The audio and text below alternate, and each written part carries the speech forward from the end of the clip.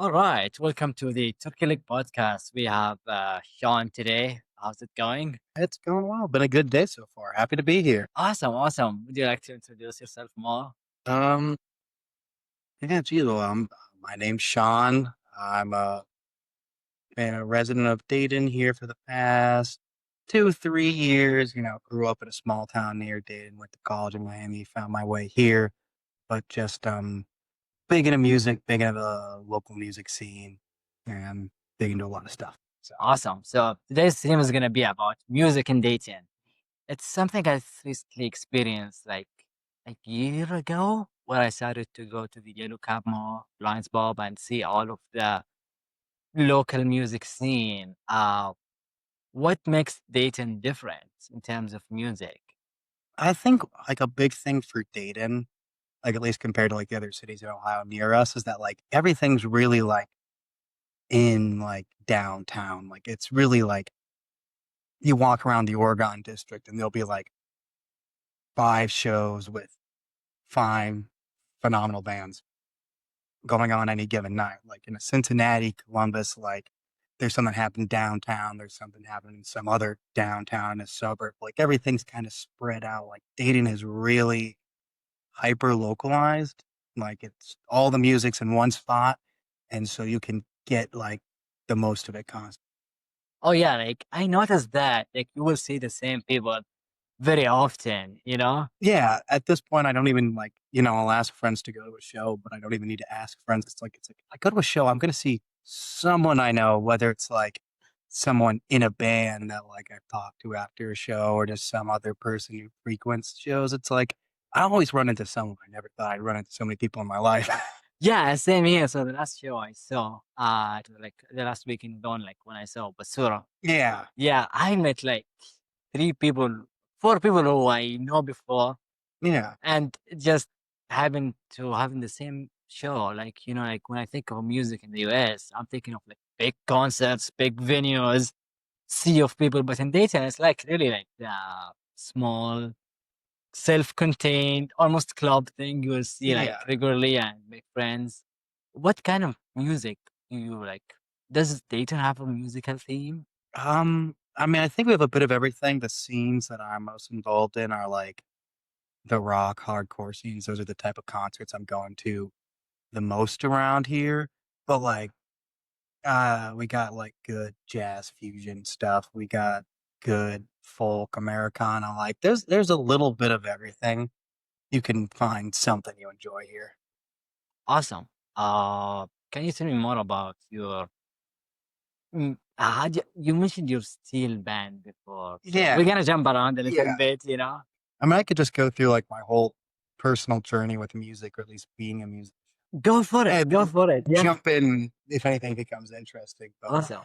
I mean, I started out on like taking piano lessons as a kid. Like it was just a matter of my mom took piano lessons growing up, so she was like, "I'm just gonna stick my kids in piano lessons," and I took to it. I really enjoyed it. And then like middle school rolled around, we had concert band. I wanted to do drums because in my mind I wanted to play the cymbals because it just looked fun to hit them. And then I saw like bells and a xylophone. It's like, oh, it's a piano that you hit. Like I already know how to play this. So like I went into band like a step ahead of everyone because I knew how to read music, play my instrument, keep rhythm, and so just like was music was a constant presence with like listening to music, playing in concert band, marching band. I go to college. I'm in concert band there. I didn't do concert band at college. I did marching band at college. I did the percussion ensemble, and the biggest thing was finding uh, steel band. So steel band, if someone's unfamiliar, it's just steel drums. It's a type of music that comes from Trinidad and Tobago, and it's just these instruments that are made from taking like 55-gallon barrel drums and just cutting them down to like different lengths. You have like Wow. what I play is the lead pan, which is like you just have one singular drum. It's about God, I can't show you. I can't do hand measurements online. I Yeah. think like at We least gotta look at the photo. it's probably like about like a foot tall of like the actual 55-gallon drum. But like you're like you play melody, it's the highest notes, and you go from like double tenors where you kind of have two lower lead pans, double seconds is two pans lower than that, guitars and cellos, which are like three pretty low pans, and then it goes all the way down to bass pans where you have six full 55-gallon drums that have like three notes Oh, a is it piece on it. this one? Yes, that's it. Oh yeah, I'm looking at a photo of it. They look sick. It was like all metal, almost chrome look like. And how heavy they are. I mean, like my lead pan isn't too heavy. Like it's a carrying case that I can carry with one hand. But like, when you're rocking like a bass pan, where I mean, you're just carrying a full 55-gallon drum around. That is a two-handed operation. Really, it's nice when you have a cart, but there are times where like we would have a concert and we'd have like stairs, and so we have to pick up the bass pans and lug them up some stairs, and you're just doing one at a time, making trips. But it's just a super neat art form because it's like there's some of like the newest instruments out there. I mean, I think it came about in like the 40s or 60s, sometime in that time frame. But most you go to see a show, whether it's like at a bar or at a concert hall, you're seeing guitars, string instruments, wind instruments. We've like those are instruments that kind of came about like hundreds of years ago, and we kind of like just concert band hasn't seen a new instrument in like 100 years. There hasn't been like an update. Yeah. Best notes, but like steel band is entirely like this new form of music, so the sound is super unique, and it's just steel drums. Like we'll have shows where like we'll have a guest performer, and we'll have like a flutist or a saxophonist or just something to add a little extra. But like traditionally, like it's just the steel drums and the style of music. Like we're mostly playing like Caribbean, Latin styles of music, soca's, cha-chas, Interesting. calypsos, like, because that's just the style of music in Trinidad, like, and the surrounding area. So that's what, the people who started playing steel drum, they want their writing music based on what they listened to. And it was cha-cha and, stuff Um, like that. So it's so unique and it's such a fun sound. And it's just something like I had friends in it and they're like, Sean, you just have to do this. So went, I didn't do my first semester, but I went to a concert and I just sat there and like, listened to them play, like, saw these instruments I'd never seen before. I've maybe seen like one, like, lead pan, like someone playing Under the Sea in Disney World, but I hadn't seen like a full steel band and I hadn't heard that type of music. So it just was like, I was sitting there, I was like, this is the whoa. coolest thing I've ever heard. I'm having the most fun I've ever had in my life. I was like, whatever it takes, next semester I'm doing this. And I Awesome. joined and I never. So So in high school, you had like a band that's all steel. yeah, well, that was in college. We had, Come on. yeah, in high school, and my high school didn't have one. My high school was super small. There's the few high schools that have them. A lot of them are around like the Cincinnati area. There might be a couple around Dayton, but what's funny is, I mean, all the steel drum high schools around here, 95% of them are just Miami alum because the guy who is in charge of the steel band at Miami, Dr. Chris Tanner, I join and here's this guy, he was the dad of like a friend of mine in the drum line. Whoa. So that's how I was like, oh, my friend's dad is teaching us, like, this is, fun. And at some point, like, he's talking about the history of the instruments and he's talking about like, oh yeah, at some point, they made like the American Steel Band Association. And he was like, and the president at founding was me. I've been the president the whole time. I was like, oh my God, like the president of like the American Steel Band Association is my professor. And And he's like your friend. Like he's the president. He's the professor, and he's like your friend's dad. yeah, like it was really, I bet it was a really cool class. oh no, it was just, I mean, we're just, I was playing steel drum. We just had, it was just really cool because not only were we learning the instruments and learning the music, like he made a distinct point of teaching us the culture, like where it comes from. So it just really kind of connects you, like, with the sound of like, because you can, you only go back 2 generations to when this first happened. Like you can get a whole picture of like where steel band came from, what's evolved to. So it was just a super cool experience. But with like I was saying earlier, is like because there's such a big program there, you just have like a bunch of the music ed kids in Miami will go through, do steel band, and they'll just get a job at random high school, and they'll just at some point they'll be like, I'm starting a steel band. So like, Wow, there's just like interesting. a bunch of steel bands, like around Cincinnati. They're just like Miami alumni who managed to wriggle enough budget to like buy some steel drums and start a steel band. Usually like they'll get like four secondhand drums just to have like the minimum amount to like start playing, and then kids get interested, and the school's like, okay, you can have a bit more money, and they'll grow over. Wow. Some high schools have like some huge steel bands, so it's really cool, like how this like distinctly like Caribbean Trinidadian style of music is somewhat prominent in Southwest Ohio. Wow. Interesting. Like I feel like it's oddly specific. And I love that. So where like where does it originally started? Do you have an idea? Uh, the style is from Trinidad, yeah, which is like Trinidad and Tobago. It's an island in the Caribbean, like really close to Brazil. But I mean, it started out of like um their, I think like whatever like colonial government they were under, like they banned some regular instruments. So like all they had, like they would hit drums, and so they just have Yeah. like it started with just like trash can lids. They banged out into drums, but they eventually like would beat notes into it so they could at least like have a scale of like 12 notes so they could play a song.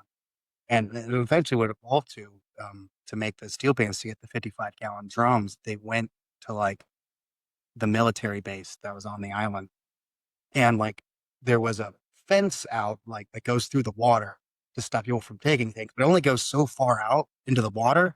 So people would go on the island, like go on the military base, take 55-gallon drums, and then just take them into the water and go. Like eventually, fence only goes so far. You just swim out far enough to get around the Whoa. fence. So, and like that's That's how they insane. got those instruments. And I mean, like originally when you're making them, like you're just cutting these things like in a half or a third, and you have like you're using a hammer to just like physically bang out all the notes on it. It's such a cool like the actual like art form of this making the instruments is so cool. Interesting. Interesting.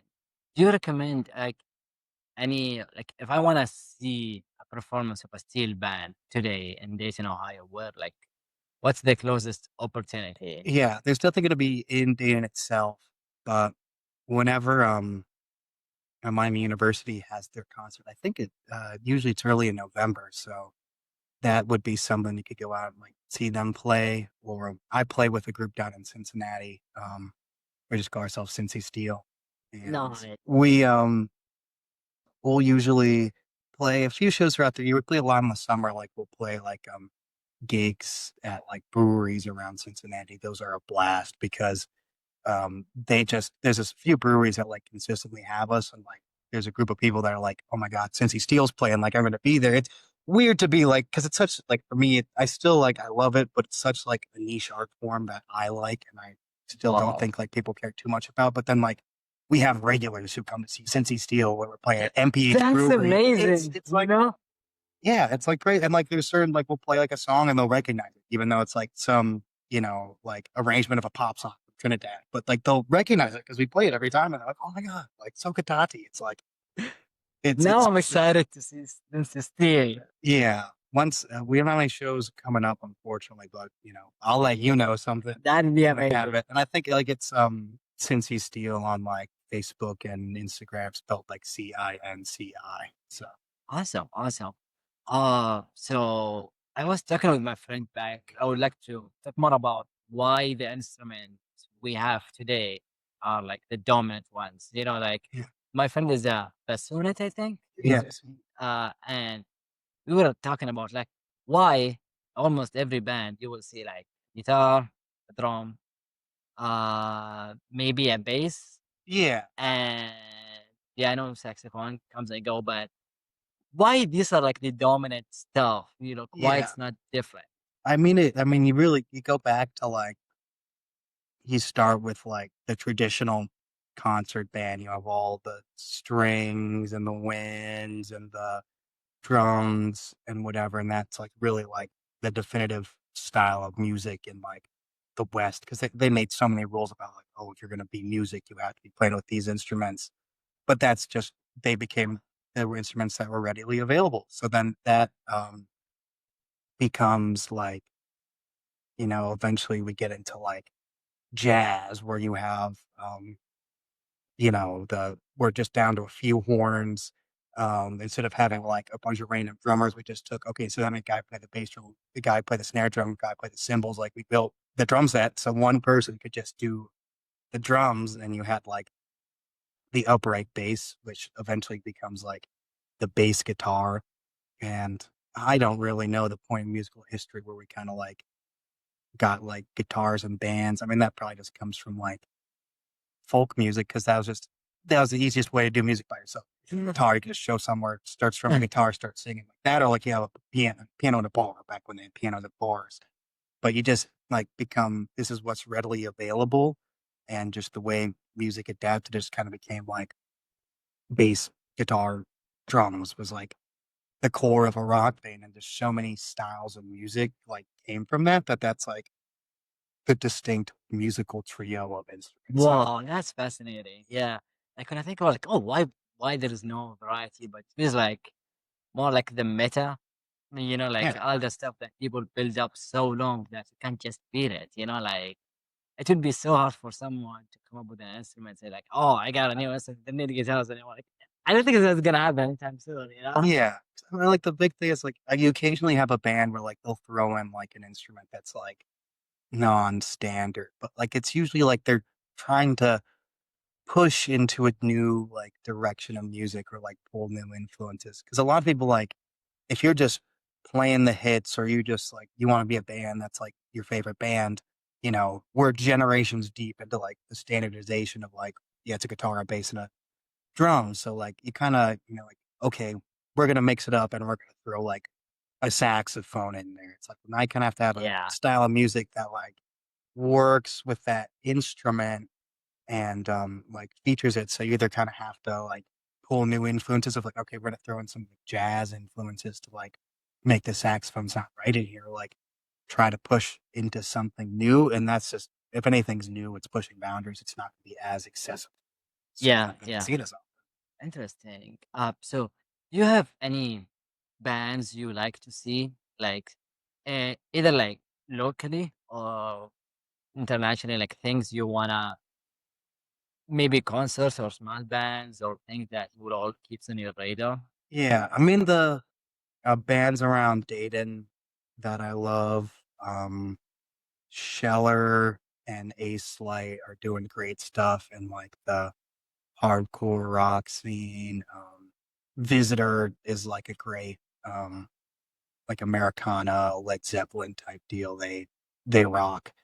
Um, Basura, Yeah, they're really good. I know some of the guys in that band, and yeah, they're me just too. they're a pleasure to listen to. They're amazing. Yeah, and more Columbus way, but there's a band Crabs Without Legs. They do like jazz fusion type of thing that's really good. One that I haven't seen yet, but I love. There's a group down at Cincy called Touchdown Jesus that are doing Interesting. like a um progressive rock type thing, and like they're just killer. I'm at some point I'm gonna go down to Cincy to see them, or if they are in Dayton, Oh, I think they're doing.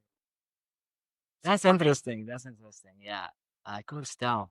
The music scene in Saudi Arabia, like I'm from Saudi Arabia, it's Yeah. very different from here. And like it's usually, the oud, like it's usually like oud where like the Oh where there is yeah, like a the yeah. No, I know what that is. yeah, that thing and percussion. Hmm. That's those two things are very very like popular, Yeah, and with a lot of weddings, you will see bands will play with a lot of drums. Like yeah. almost all of them, each one have like a profession, and they will just like play with it, Mm, and the piano, the org, like the piano, keyboard. mhm, That's the musical type band. So if you want to watch a band in Saudi Arabia, you will either like watch someone who plays oud, percussion, and organ, and the keyboard and the piano. Like yeah. that, the standard thing. It's like very kind of jazzy, bluish, you know, Yeah. like it's not rebellious, right? Screaming, you know, it's usually like more, more, more calm, you know? Yeah. No, I mean, there's you can make phenomenal music with those types of instruments, but it is like it's kind of the type of instruments we have, like, lend to what kind of music you can make, and I think, sometimes we do get too limited by, like, okay, we get fall too much into, like, okay, we're just gonna, like, have, our rock bands or our oud bands, but it's like, no, I wanna just see more people, like, experimenting with, like, different sounds, different combinations of music, like, it just becomes like, you know, who's like, people pick up a guitar nowadays to like, be play their favorite guitarist song. People pick up drums to sound like Dave Grohl. Like no one's, you know, there's not like an inspiration for like saxophone or clarinet. Right now, Yeah. where people are like, I want to sound like that guy. Like I'm gonna go home and I'm gonna learn. Like I'm gonna pick up the clarinets. And like, Oh, yeah. well, like there's cool. Like, I have friends who play clarinet. Like that's a beautiful instrument. That's like it's relegated to classical and some jazz. Wow, I didn't thought that. It's really different from region to region. Like in my hometown, a lot of like I even listen like to Western music, Yeah. but a lot of my family and friends listen to Arabic music, Mhm. and a lot of it is just I want to play oud like that guy. Like Yeah. almost none of the top bands play guitar, which Yeah. was crazy. Can you imagine like in the whole country, the top 10, 15, most of them are like oud, percussion, and keyboard. Yeah. That's it. It's And a lot of singing. It's different. You know, like now I'm thinking, what if I go to another country, maybe like let's say Vietnam or anything? Probably like they will have a different music scene entirely. yeah. I mean, it's so based on like, history of music in that area, especially like once you get outside of like Europe, America, because like this you can really trace everything back to like the European music history where they made like strict rules about like this is what's music and thankfully we got past those rules. But like you can trace like, what we consider like the standard chord progressions come from like what they made the rules about music as versus like different areas of the world like don't follow those standards of like what a major and a minor key is or even like what like our tonal scale is because that's just like their history of music and how they heard it and how they came up with it. But like you get just instruments that people made across the world that are based on like what they had to make instruments out of because like if you don't have the right type of trees to like make woodwinds instruments, then yeah, you're not gonna have clarinets, saxophones, bassoons. You're gonna have to make, something completely different. Wow, that's interesting. You know, like thinking of music from region to region.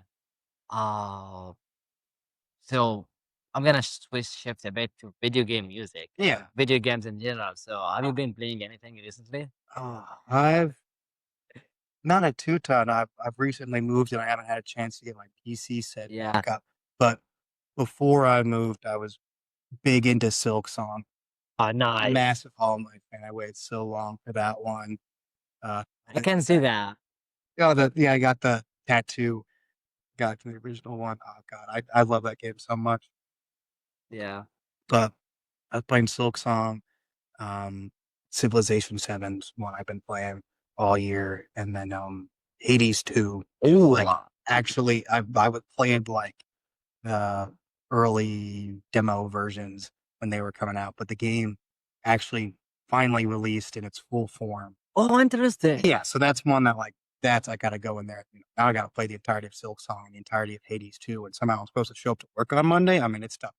Oh my gosh. Yeah. For me, I was playing a lot of Baldur's Gate. I'm doing my second run with the Dark Earth. Now I Oh, call it just the yeah, Ash Earth. Ash, yeah. so it's really funny, and it's really good. And I was playing a bit of Silk Song. Sadly, like the day I bought Silk Song, my Steam Deck died from water damage. Oh no. So I have like a bad memory with it. I didn't have a lot of time to play it because I'm so upset about the whole situation. You know, Yeah. like, oh no, I want to play Silk Song, but It just like hurts every time you load it up. yeah, but still support is amazing. So Oh yeah. like, yeah, I can't just ship it back to them and they would hopefully they can fix it. If Yeah. not, I'm gonna get me like something different. It is nice the one time a company's actually like, "Oh, we'll just fix it." I remember like, playing Switch. I was, like, brutally trying to get through, like, the Mario Galaxy remake 'cause that's one of my favorite games of all time, Super Mario Galaxy, but Yeah. I'd had, like, one of my Joy-Cons had terrible drift where every Oh time I my tried, like, gosh. platform, like, Mario would just walk off the stage and Oh die. my god. And I just wanted to get through it, so I, like, beat the last level with, like, terrible drift just to, like, 100% the game, and I was like, "Okay, I'm gonna figure out how to fix this." I looked it up, it's like, "Oh, you can just send your controller to Nintendo, and they'll fix it for free?" It's like, "Oh my god, I did all this for nothing. Oh my I could've god. sent this and, like, I sent it, I got it back, like, 3 days later. It's like, why did I go through all that struggle? It's like, for just because I was too stubborn to, like, look if I could get it fixed. Well, like my email to Steam was embarrassing. Like, hey, I just bought six song and Steam Deck died. Can you please fix it? Yeah.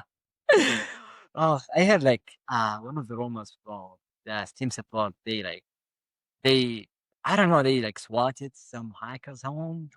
Yeah, like somebody hacked their attack and they like did really like cool stuff Yeah. for that. Imagine I was like thinking I wish your phones were like the same quality of support, Yeah. like imagine your microphone doesn't work, give it to Apple, no question asked, they will Yeah, they'll fix just it. fix it, and yeah.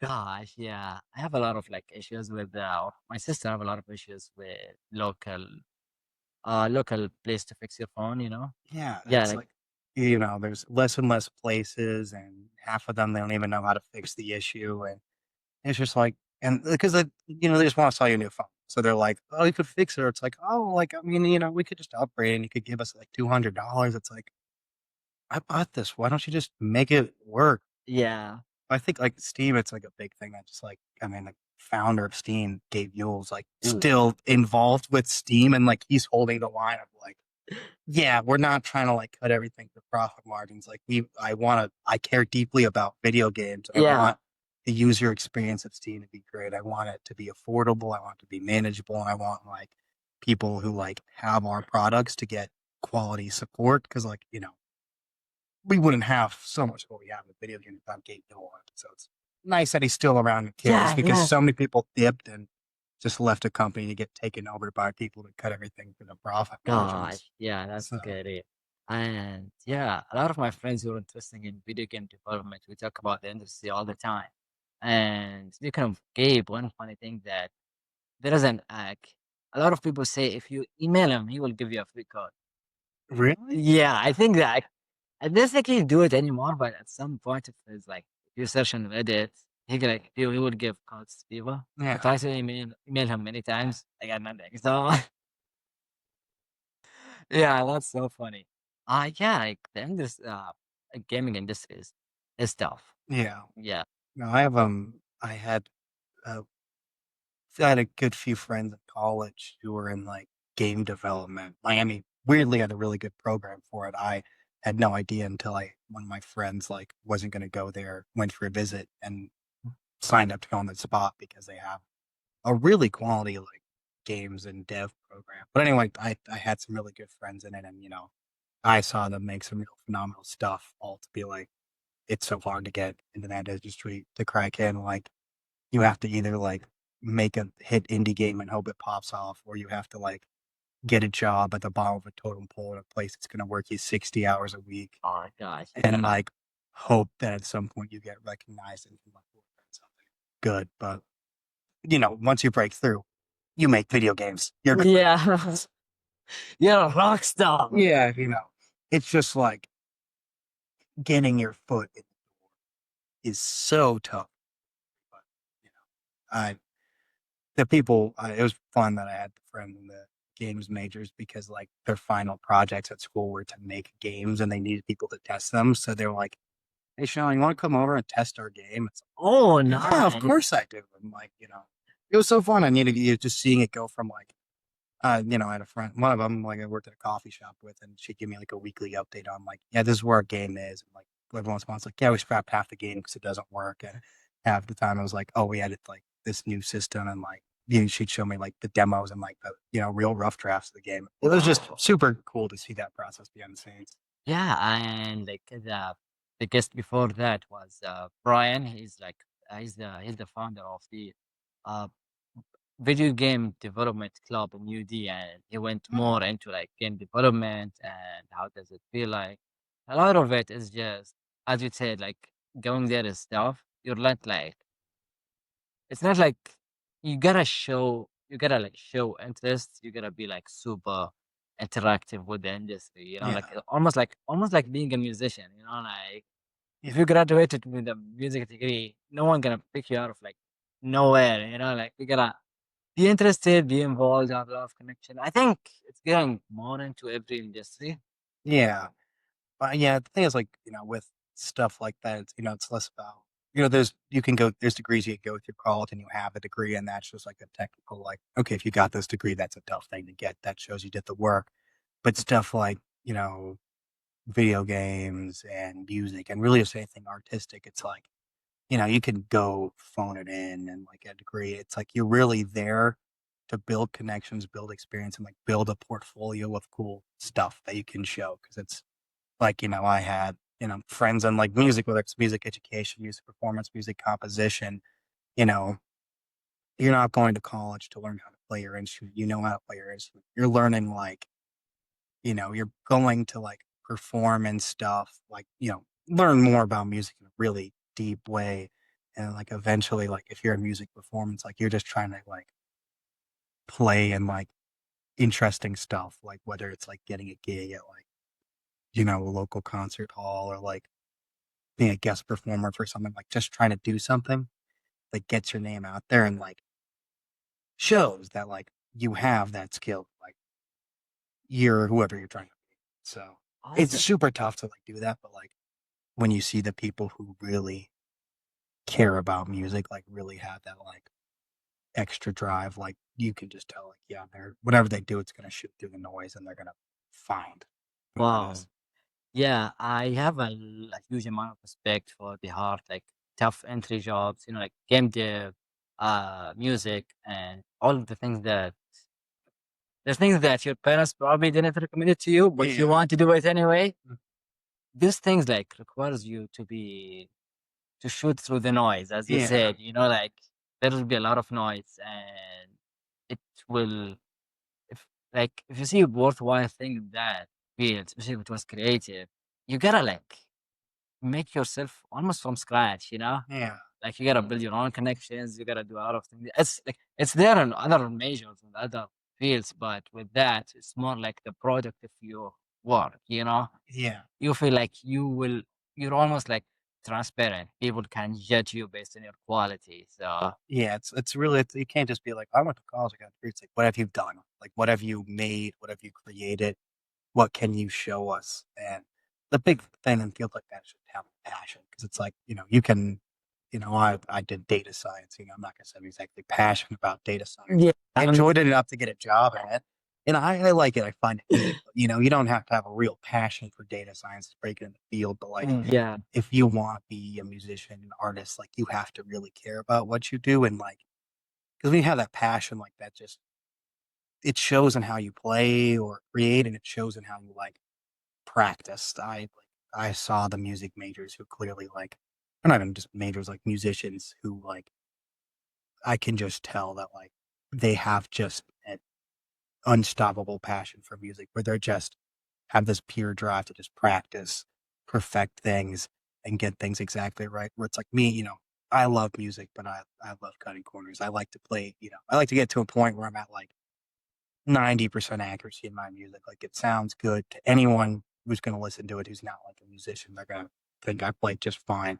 A musician might be like, oh, John messed up a couple times there, but who cares? yeah, But like the people like seeing the musicians that are like, I'm going to spend like an hour on 10 seconds of a song to like make sure it's pristine and perfect. Like it's just a passion that like when they play, you can tell like they put everything to make sure that what they do is as good as it could possibly be. And that's how it shoots it. Like, it's like you can see like they cared so much about this to get it to such a refined point. And that this isn't any artistic field, but they're like, care so much about their craft of like they are going to make, they'll spend hours in the code of a video game making sure it does exactly what they want it to do. They'll spend, you know, hours revising a painting just to make sure the brush strokes look like just right. Like it's a level of detail that's like even if no one's gonna notice like in any individual detail, you can tell in the greater piece like they cared so Yeah, much. and the care comes with sacrifice, Uh, There is a lot of sacrifice, like all the great musicians, all the great artists, all the great game development. I bet they say no to a lot of stuff, and sometimes at the expense of their own like health and lifestyle to make something worthwhile. That's why, yeah, like, huge respect, like when I see every band performs, I think, oh, that's not just 10 minutes. That's 10 minutes plus thousands upon hours. So yeah, I would like to speak more about talent in music. yeah. Do you think you need talent or you can practice? I mean, I think there's a bit of both. I mean, you can overcome whatever your talent level is with practice, but I think there is a level of like, you know, when you get into music at a younger age and you already have like a knack at it, like if you're good at something as a kid, you're going to tend to want to do more of it. And that like helps you build, like, just get practice earlier in your life. It's just a lot easier to pick something up as a kid. You're more willing to work through the failures. And then you take that into adulthood of like, okay, we had a bit of talent then, but like now it's like we're refining it. But at the end of the day, it's practice. Talent can only take you so far. The best people at anything are the ones who are spending hours at perfecting it. But I mean, even if like eventually, like if you pick up an instrument and are like just lost on it, and have no idea what to do, like you spend enough time with it, and if you care enough about learning and learning how to play it, learning about how to read music, learning about how to create music, like eventually, like you're gonna get good at it. You can, you know, if you're willing to put in the hours, you can overcome that barrier. Be one of those musicians, be like someone who breaks through the noise. Interesting, interesting. How do you see luck and all of that? Like the great musicians, the great people who succeed in making music, the bands that make it. Sometimes you'll see someone like, oh, there are other people talented, but they get more success. Do you think how you think luck is involved in all of that? Yeah, Do you think the world is just sometimes unfair, or do you think that's that definitely unfair. do you think that or sorry about that, do you think that they just show up in the right place and the right time?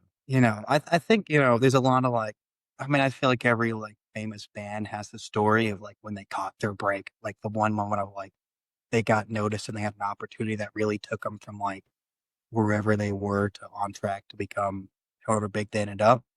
So there's a level of like, at some point, like you get the opportunity and you're lucky to get the opportunity. But if you're if you're good enough and you keep at it, like eventually the opportunity will come if you're putting yourself out there because, I'm sure like if you talk about any band's big break, like if it had happened then, it probably would have happened at some point in the next few years.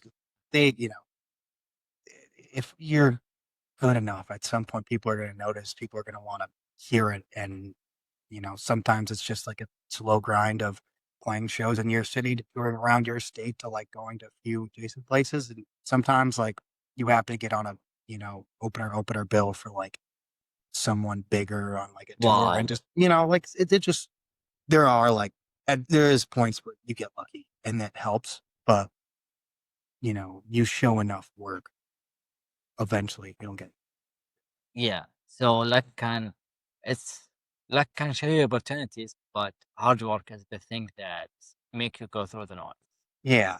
And the thing is like, if, to be in the place to like get that opportunity, you still have to like be good. If like, if some promoter happens to walk into Yellow Cab on a random Saturday and sees your band, like if your band's not good at that point, you're not getting the opportunity. You have to be like, whenever like the opportunity to get lucky shows up, you have to be in a place where someone's like, yeah, no, this is.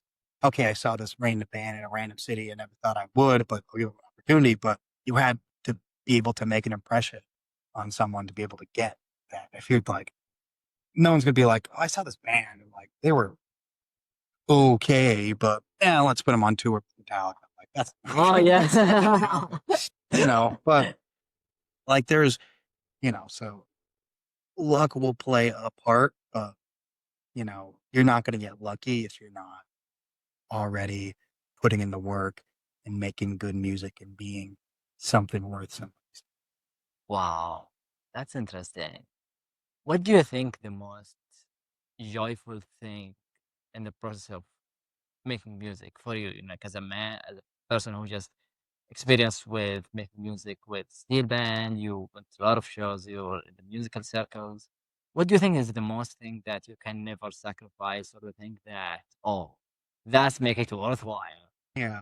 I think for me, what always makes it worthwhile is like playing shows that like my friends are at. Like if I'm just like playing music for like, crowd of people, like, okay, it's a steel band at a bar in Cincy, it's like the marching band at a game. It's like whatever.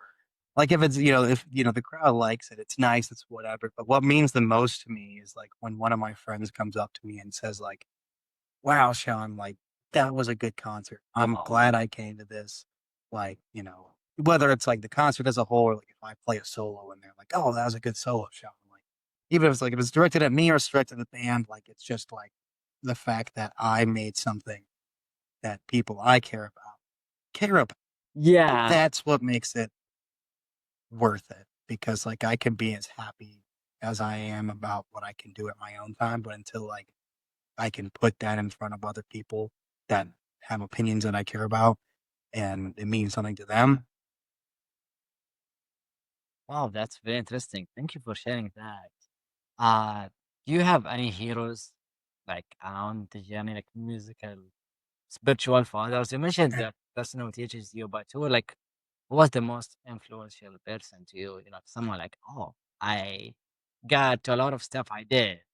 I get to this experience because the help of X and Y, you know. Yeah. I mean, going back to like having like um Chris Tanner, CT we called him at Miami, like being the director of the band, like he just his passion for steel band and like he was a phenomenal musician. He's one of the best musicians I've ever seen, whether it was steel drums or percussion. Like he was a guy, he had that passion for music and he had that passion for steel band. And so playing with him not only got me to be like, this is where it's fun, I like doing it. It's like his personal drive to make sure that we were playing good music and sounded good, like gave me like a drive to be like, I have to sound good. I have to have my stuff together because, I want this band to be as good as it can be for me and also for CT. So that's a guy I got inspiration from. Um, I don't have a lot of like major inspirations. I just kind of I liked music and I liked playing with people, but like there was never like there's not one I can think of that was like in any of the bands I was in where like they were like I want to be that guy. Maybe like, there was someone in like high school band. I was a freshman, they were seniors. Like, I'm going to sound like them in 3 years. But like, Wow. it's wasn't like an inspiration that's carried me through the life of like, okay, at some point, like 2 years went by and I sounded as good as them. And I was like, okay, That's this isn't a interesting. lifelong inspiration. I reached my goal. Wow. But like, CT is something I'm never going to be as good as him as an instrument. But, I can always aspire to do as good as I can. Yeah. One of the things I enjoyed recently is the Dayton campus music scene.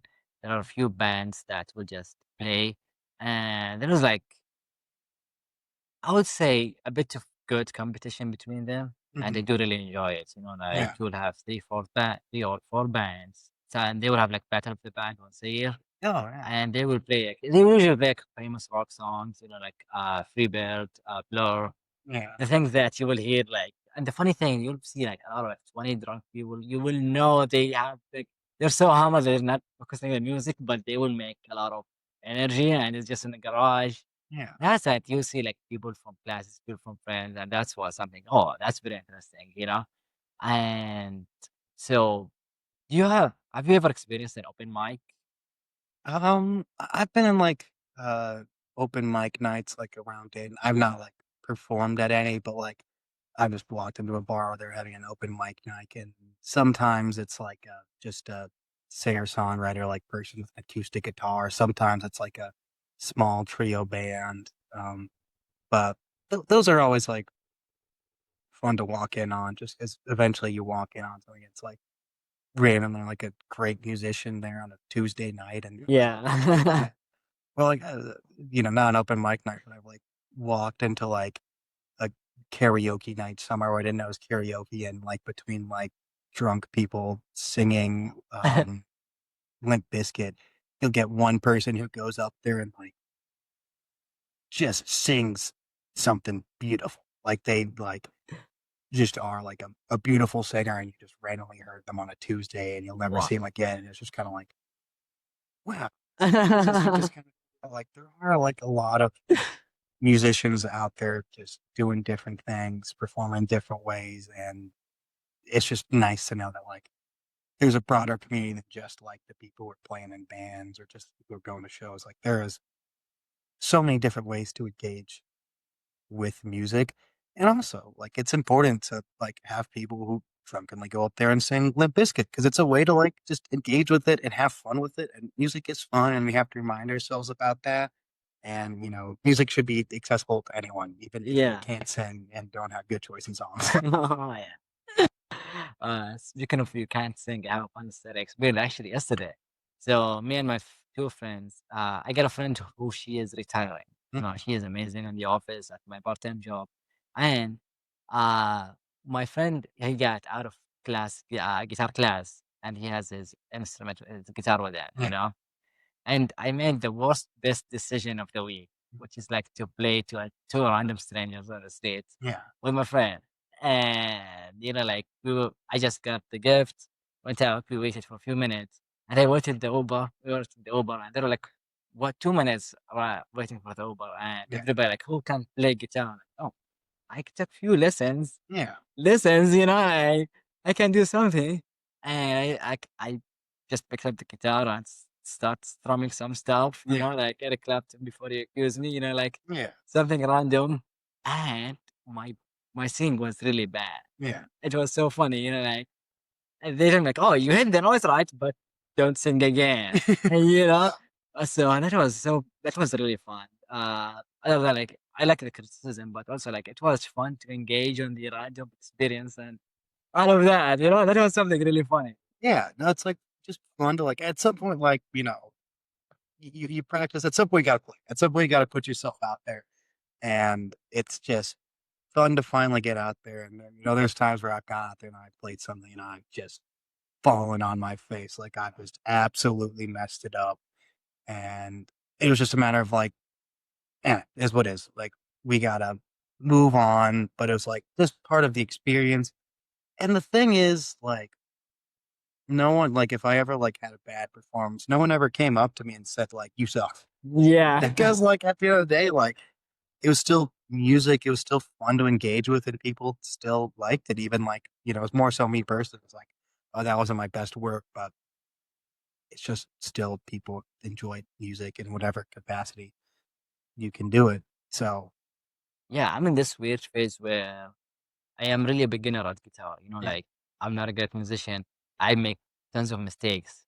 But at the same time, I want to experience playing outside. yeah, When I have the chance, like a random chance, if that chance took it, I will take that chance, knowing that I can't play well now yeah, because for two things. First of all, like it's fun, The second of all, it's like it's a learning experience that will make me learn more, like when I play that song, before you accuse me, now I'm gonna pay close attention to the lyrics and all of that yeah, because somebody didn't like it.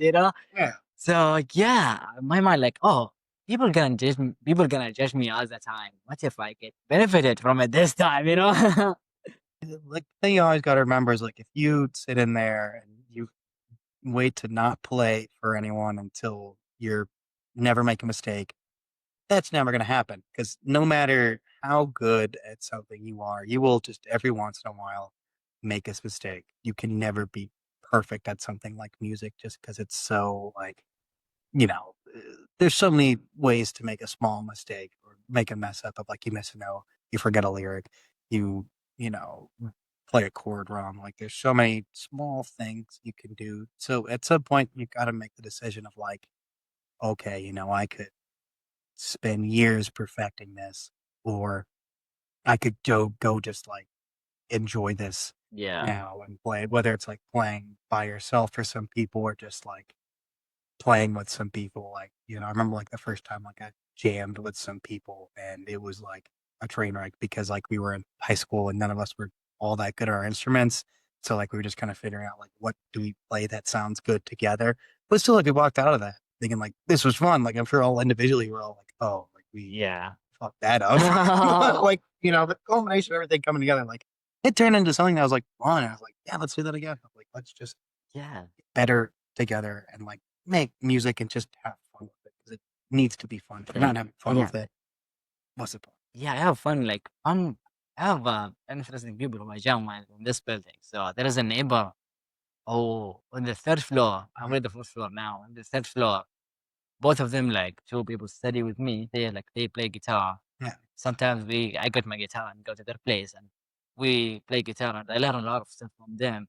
And there is a person who works at UD and he's a cop, Yeah. but also he's a musician.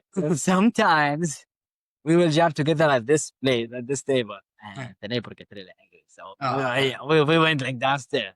Mhm. So yeah, and that's that's how I'm jamming. I'm still like I'm a really beginner. Yeah. I can't perform to a lot of people, but I can like pick two of my friends and I'm like, I'm learning guitar. Yeah. I'm gonna suck, but you have to suffer with me because that's good for both of only for what you me and you. Yeah. So yeah, that's where I'm going now. And it's a lot of fun, like being with friends and playing music with them, even I know I'm not exceptionally talented or not good yet or like beginner.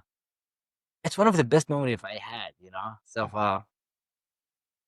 So yeah, I think we reached to the end of the episode. Is there something you would like to add?